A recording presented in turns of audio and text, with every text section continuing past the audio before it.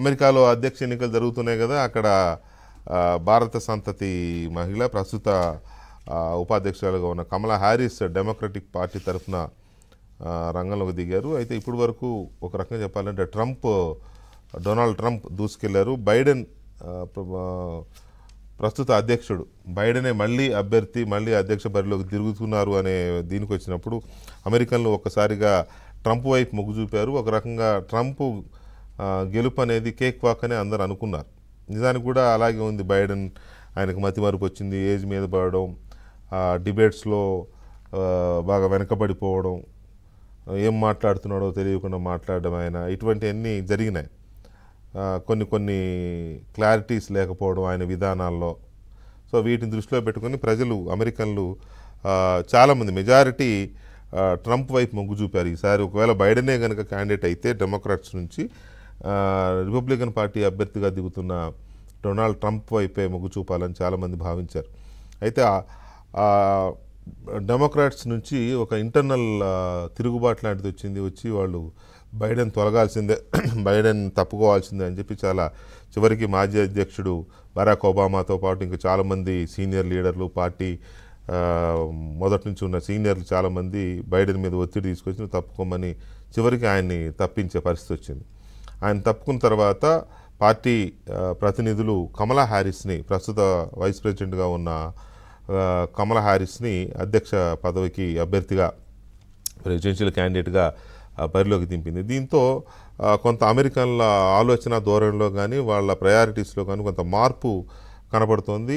భారత సంతతికి చెందిన కమలా హ్యారిస్ చాలా దూకుడుగానే రేస్లో ముందుకు వచ్చేసారు. కొన్ని స్టేట్స్లో అయితే ట్రంప్ని అధిగమించి సర్వేలు వస్తున్నాయి. ట్రంప్ కంటే ఎక్కువ పర్సంటేజ్ ఆఫ్ ఒపీనియన్స్ ఆమెకు అనుకూలంగా వస్తున్నాయి.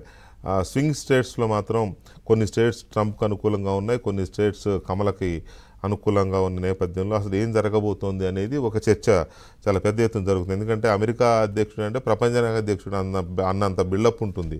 పైగా ఈసారి పర్టికులర్గా భారత సంతతికి చెందిన, భారత కుటుంబానికి చెందిన మహిళ కమలా హ్యారిస్ అధ్యక్ష బరిలో ఉండడంతో డెఫినెట్గా మనకు అది కొంత మన దగ్గర ఇంకెక్కువ చర్చ జరుగుతుంది.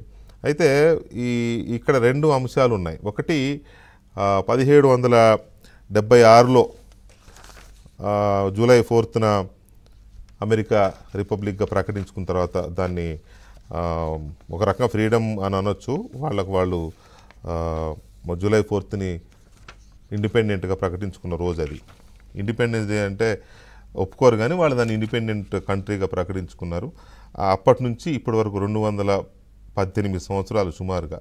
ఈ 218 సంవత్సరాల చరిత్రలో ఒక్కసారి కూడా ఒక మహిళా అధ్యక్షురాలైన పాపాన పోలేదు. వైస్ ప్రెసిడెంట్ అయినారు, హిలరీ క్లింటన్ అయినారు, ఇప్పుడు కమలా హ్యారిస్ చేశారు, ఇట్లా అయ్యారు తప్ప ఒక మహిళా అధ్యక్షురాలైన ఘన చరిత్ర అమెరికాకు లేదు. ఒక రకంగా చెప్పాలంటే అదొక ఫెయిల్యూరే అమెరికా వైపు నుంచి ఆలోచించి. ఎందుకంటే పెద్ద డెమోక్రటిక్ కంట్రీగా చెప్పుకునే అమెరికాకి ఇది ఒక బ్యాడ్ ఇమేజ్ ఉంది. మరి ఎందుకని అక్కడ పైగా మహిళలకు పూర్తి స్వేచ్ఛ ఉంది ఇక్కడ మా కంట్రీలో అని చెప్పుకుంటారు అక్కడ. బట్ ఒక మహిళని అధ్యక్షురాలుగా చాలా దేశాలకు, చాలా దేశాలు, బ్రిటన్ కానీ లేకపోతే ఫ్రాన్స్ కానీ ఆస్ట్రేలియా కానీ చాలా దేశాల్లో ఉందా అది. బట్ అమెరికాకి ఎందుకు అది రాలేదనేది ఒకటి. ఈసారి ఏమన్నా మరి ఈ 220 సంవత్సరాల చరిత్ర ఏమన్నా కొత్త అధ్యాయం వస్తుందా అనేది ఒక అంశం. అయితే రెండో అంశం, మన దగ్గర ఎలక్షన్లు వస్తున్నాయంటే బెట్టింగ్లు ఎంత జోరుగా సాగుతాయో ఈ జ్యోతిష్యాలు కూడా అంతే జోరుగా సాగుతాయి.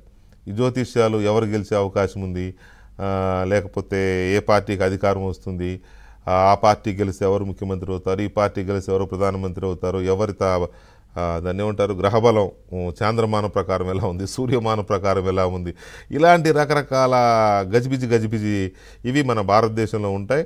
అయితే ఇందులో పెయిడ్ జ్యోతిష్యాలు కూడా ఉంటాయి. చాలా కొంతమంది జ్యోతిష్యులు ఎలక్షన్ ముందు నుంచే మొదలెడతారు. ఏమని అంటే బెట్టింగ్ రేటు పెంచడానికో లేకపోతే ఆ పార్టీకి ఓటింగ్ ఇది పెంచడం కోసం మాట్లాడుతూ ఉంటారు. కాబట్టి వాటిని నేను అంటే ఎవరైనా నొచ్చుకుంటారేమో కానీ ఎలక్షన్ల ముందు చెప్పే జ్యోతిష్యాలను మాత్రం మనం పెద్దగా నమ్మకపోవడం మంచిది, సహజంగా మన దగ్గర జరిగే వాటికి.